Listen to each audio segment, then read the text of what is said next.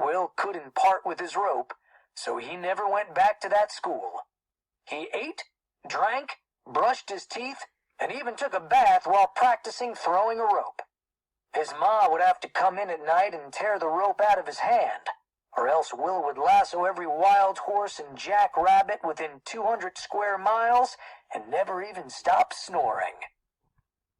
When Will got older, he had what's called itchy feet.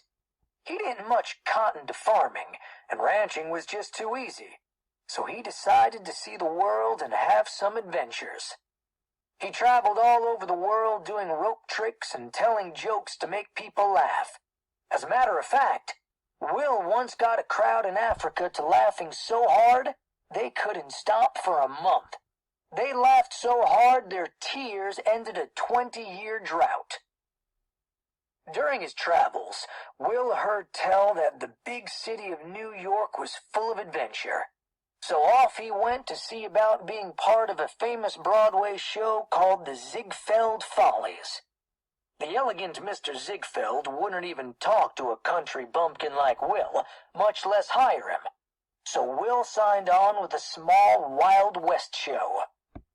One day the show brought in a bull bigger than an army tank.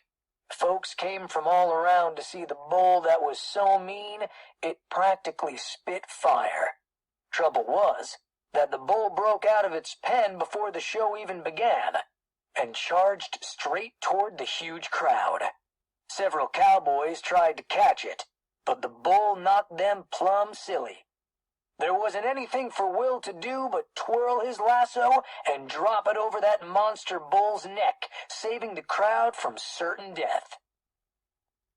Newspaper folks came around and took Will's picture. Flash bulbs popped and people cheered. One man was so impressed by Will's skills that he gave him a lifetime supply of chewing gum. Now Mr. Ziegfeld came to Will and begged him to join the Follies. Will agreed and became an instant success. On the next slide, you are going to answer, how did Will change his lassoing into something positive?